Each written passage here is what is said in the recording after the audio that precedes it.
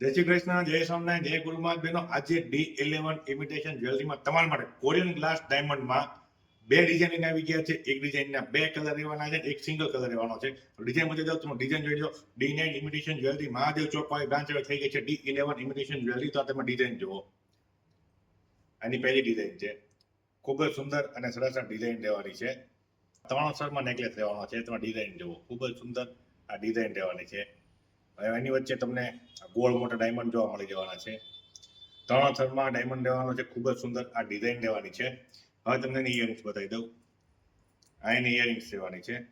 Earrings માટે સુંદર અને સરસ ઇયરિંગ્સ રહેવાની છે. એમાં પણ તમને લંબગોળ ડાયમંડ જોવા મળી જવાના છે, તેમજ 5 ટાઈપની ડિઝાઇનમાં ડાયમંડ જોવા મળી જવાના છે. એમાં તમને સાથે ફિંગરિંગ પણ જોવા મળી જવાની છે. આ એની ફિંગરિંગ છે, એ કોઈ સુંદર અને સરસ રહેવાની છે. આ એનો બીજો કલર છે.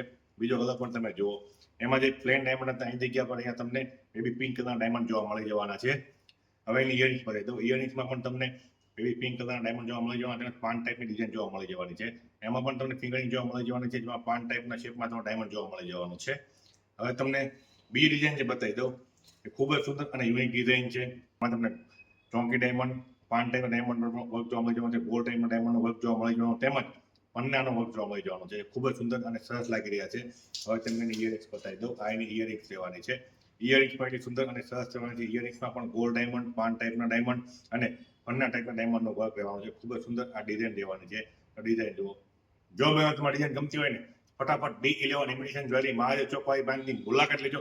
અમારા પેજને લાઈક, ફોલો, શેર અને સબસ્ક્રાઇબ કરવાનું ભૂલતા નહીં. નવા વિડીયોમાં નહીં પડતા. જય શ્રી કૃષ્ણ, જય સ્વામિનારાયણ, જય ગુરુ મહારાજ.